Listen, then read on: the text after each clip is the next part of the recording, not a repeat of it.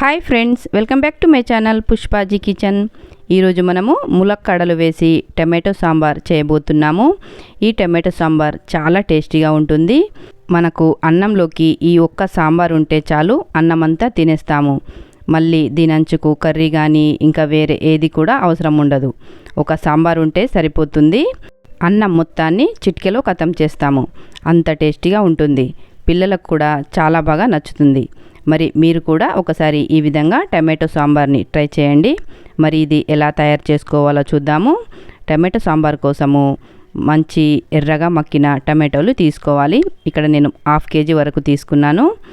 అలాగే 3 ములక్కాడలు కూడా తీసుకున్నాను. వీటిని శుభ్రంగా కడిగి పెద్ద పెద్దగా కట్ చేసుకొని పైన పొట్టు తీసేసి ఉంచుకోవాలి. అలాగే టమాటాలు కూడా శుభ్రంగా కడిగి ఈ విధంగా పెద్ద పెద్ద ముక్కలుగా కట్ చేసుకోవాలి. చూస్తున్నారు కదా వీడియోలో చూపించిన విధంగా ఇలా పెద్ద ముక్కలుగా కట్ చేసి ఒక గిన్నెలో వేసుకోవాలి. వీటిని ఉడికిస్తాం కాబట్టి చిన్నగా కట్ చేయాల్సిన అవసరం లేదు. ఇందులోకి టీ గ్లాస్ తోటి 2 గ్లాసుల వరకు నీళ్లు వేసుకోవాలి. ఇప్పుడు స్టవ్ ఆన్ చేసుకొని ఆ గిన్నెని స్టవ్ పైన పెట్టుకొని టమాటాలని ఉడకనివ్వాలి. చూస్తున్నారు కదా, టమాటాలు ఉడుకుతున్నాయి కదా. ఇలా ఉడకేటప్పుడు ఒకసారి కలిపేసుకొని వీటిని మీడియం ఫ్లేమ్లో 10 నుంచి 15 నిమిషాల వరకు ఉడికించుకోవాలి. ఇక్కడ నేనైతే 10 నిమిషాల వరకు ఉడికించాను. నీరంతా ఇంకిపోవాల్సిన అవసరం లేదు. కొద్దిగా నీరుండగానే స్టవ్ ఆఫ్ చేసుకోవాలి. స్టవ్ ఆఫ్ చేసుకున్న తర్వాత నిమ్మకాయ సైజ్ అంతా చింతపండు తీసుకొని శుభ్రంగా కడిగి అందులో వేసుకోవాలి. ఆ టమాటాల వేడికి చింతపండు కూడా చక్కగా నానిపోతుంది. ఈ టమాటోలని పూర్తిగా చల్లారనివ్వాలి. చూడండి, ఇక్కడ టమాటోలు పూర్తిగా చల్లారిపోయాయి కదా. ఇప్పుడు చేతులని శుభ్రంగా కడిగేసుకొని టమాటోలని ఈ విధంగా వీడియోలో చూపించినట్టు బాగా చేతితోటి స్మాష్ చేసుకొని ఒక గిన్నె తీసుకొని దానిపైన ఒక జాలీని పెట్టేసుకోవాలి. ఇప్పుడు ఆ టమాటో రసాన్ని జాలీలో వేసుకొని ఈ టమాటో రసం వడకట్టేసుకోవాలి. అయితే ఇదే మాదిరిగా ఒక 2-3 సార్లు ఇందులో మళ్ళీ నీళ్లు వేసి మళ్ళీ వడగట్టేసుకోవాలి. ఇలా 2-3 సార్లు చేసుకుంటే మనకి టమాటో రసం అన్నది వచ్చేస్తుంది. అయితే ఈ టమాటోలని మిక్సీలో వేసుకోవచ్చు కదా అని మీరు అడగచ్చు. కానీ ఆ విధంగా మిక్సీలో వేయడం వల్ల ఈ టమాటో అన్నది మనకి గ్రేవీ లాగా అయిపోతుంది. అప్పుడు యాక్చువల్లీ సాంబార్ టేస్ట్ రాదు. అందుకని ఇదే మాదిరిగా మీరు టమాటో రసాన్ని చేసి తీసుకోవాలి.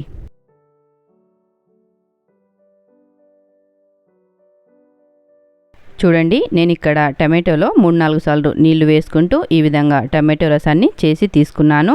ఇప్పుడు సాంబార్ చేసుకుందాము. స్టవ్ ఆన్ చేసుకొని కడాయి పెట్టుకొని అందులో 1/2 టీ స్పూన్ మెంతులు, అలాగే 1/2 టీ స్పూన్ వరకు జీలకర్ర వేసుకొని లైట్గా ఈ విధంగా కలుపుతూ ఫ్రై చేసుకోవాలి. ఇప్పుడు ఈ మెంతులు జీలకర్ర ఒక ప్లేట్లో వేసుకొని చల్లారిన తర్వాత పొడి చేసి పక్కనుంచుకోవాలి. ఇప్పుడు అదే కడాయిలో 2 టేబుల్ స్పూన్ల నూనె వేసుకోవాలి. నూనె వేడైన తర్వాత 1/2 టీ స్పూన్ ఆవాలు, అలాగే 1/2 టీ స్పూన్ వరకు జీలకర్ర, ఎండుమిరపకాయలు 3-4 వేసుకోవాలి. 5-6 ఎల్లిపాయలు ఈ విధంగా కచ్చాపచ్చగా దంచి వేసుకోవాలి. ఇలా వేసుకోవడం వల్ల సాంబార్ టేస్ట్ చాలా బాగుంటుంది. అవి కొద్దిగా ఫ్రై అయిపోయిన తర్వాత ఒక ఉల్లిపాయ ఈ విధంగా పొడవుగా కట్ చేసుకొని వేసుకోవాలి. అలాగే పచ్చిమిర్చిలు, కరివేపాకు ఇవన్నీ వేసుకొని లైట్గా ఫ్రై చేసుకోవాలి. ఉల్లిపాయని ఎక్కువగా మాడనివ్వకూడదు. ఇలా లైట్గా ఫ్రై అయిపోయిన తర్వాత 1/2 టీ స్పూన్ పసుపు, అలాగే 1/2 టీ స్పూన్ వరకు అల్లం వెల్లుల్లి పేస్ట్ వేసి వీటిని కలుపుతూ కొద్దిగా ఫ్రై చేసుకోవాలి. ఆ తర్వాత నూనెలోనే 3 టీ స్పూన్ల వరకు శనగపిండి వేసుకోవాలి. శనగపిండి వేసుకొని చక్కగా నూనెలో 1 నిమిషం పాటు ఇలా కలుపుతూ ఫ్రై చేసుకోవాలి. శనగపిండి వేయడం వల్ల మనకి సాంబార్ అన్నది కాస్త చిక్కగా ఉంటుంది. అలాగే టేస్ట్ కూడా చాలా బాగుంటుంది. ఇప్పుడు ఇందులోనే 1 టీ స్పూన్ వరకు కారము, 1.5 టీ స్పూన్ వరకు ఉప్పు, 1 టీ స్పూన్ వరకు ధనియాల పొడి వేసుకోవాలి. ఇవన్నీ వేసుకొని ఒకసారి కలిపేసుకోవాలి. ఇప్పుడు ఇందులోనే ములక్కాడలు కూడా వేసుకోవాలి. ములక్కాడల్ని ఈ విధంగా పొడవుగా కట్ చేసుకొని పైన పొట్టు తీసి శుభ్రంగా కడిగి ఇందులో వేసుకోవాలి. ములక్కాడలు వేసుకొని కలిపేసుకొని 1 నిమిషం పాటు లో ఫ్లేమ్లో మూత పెట్టేసి అలా మగ్గనివ్వాలి. మధ్య మధ్యలో కలుపుతూ ఉండాలి, లేదంటే మాడిపోతుంది. మూత పెట్టేసుకొని 1 నిమిషం పాటు ఉంచేస్తే సరిపోతుంది. ఇప్పుడు 1 నిమిషం తర్వాత చూద్దాము. మళ్ళీ ఒకసారి ఇదంతా కలిపేసుకోవాలి. ఇప్పుడు ఇందులో టమాటో రసం వేసుకోవాలి. అయితే టమాటో రసాన్ని మొత్తాన్ని ఒకేసారి వేయకూడదు. ఎందుకంటే ఇందులో శనగపిండి ఉంది కాబట్టి ముందుగా కొద్దిగా టమాటో రసం వేసుకొని ఈ విధంగా చక్కగా కలిపేసుకోవాలి. ఇలా చేయడం వల్ల శనగపిండి అన్నది ఉండలు కట్టకుండా ఉంటుంది. ఆ తర్వాత పూర్తిగా టమాటో రసాన్ని వేసుకొని ఇలా ఒకసారి బాగా కలిపేసుకోవాలి. ఇప్పుడు ఈ రసాన్ని మరగనివ్వాలి. చూడండి, రసం ఉడకడం స్టార్ట్ అయింది కదా. ఇందులోకి మనం ముందుగా వేయించి పెట్టుకున్న మెంతులు, జీలకర్ర పొడి కూడా వేసుకోవాలి. ఇలా మెంతులు, జీలకర్ర పొడి వేయడం వల్ల సాంబార్ టేస్ట్ అనేది చాలా బాగుంటుంది. మెంతులు, జీలకర్ర పొడి వేసి ఒకసారి కలిపేసుకొని ఇప్పుడు ఈ సాంబార్ని 10 నుంచి 15 నిమిషాల వరకు మీడియం ఫ్లేమ్లో బాగా మరిగించాలి. మనకి సాంబార్ ఎంత బాగా మరిగితే టేస్ట్ కూడా అంత బాగుంటుంది.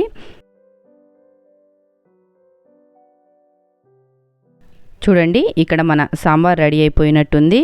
నేనైతే 15 మినిట్స్ వరకు మీడియం ఫ్లేమ్లో ఉడికించి తీసుకున్నాను. సాంబార్ కూడా కాస్త చిక్కబడింది కదా, చూస్తున్నారు కదా వీడియోలో చూస్తుంటే మీకే అర్థమైపోతుంది.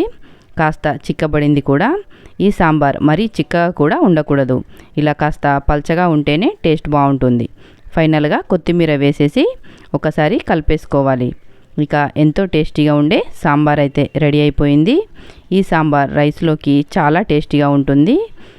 ఈ ఒక్క సాంబార్ ఉంటే మనకి వేరే కర్రీ, పాపడ్ అలాంటిది ఏమీ అవసరం ఉండదు. సాంబార్ తోటే రైస్ మొత్తం తినేయొచ్చు. పిల్లలకి కూడా చాలా బాగా నచ్చుతుంది. పుల్లగా, టేస్టీగా చాలా బాగుంటుంది. ఇక మీరు ఒక్కసారైనా ఈ సాంబార్ని ట్రై చేశారంటే పప్పు చేయడం మానేస్తారు. ఎప్పుడు ఇదే సాంబార్ చేస్తూ ఉంటారు.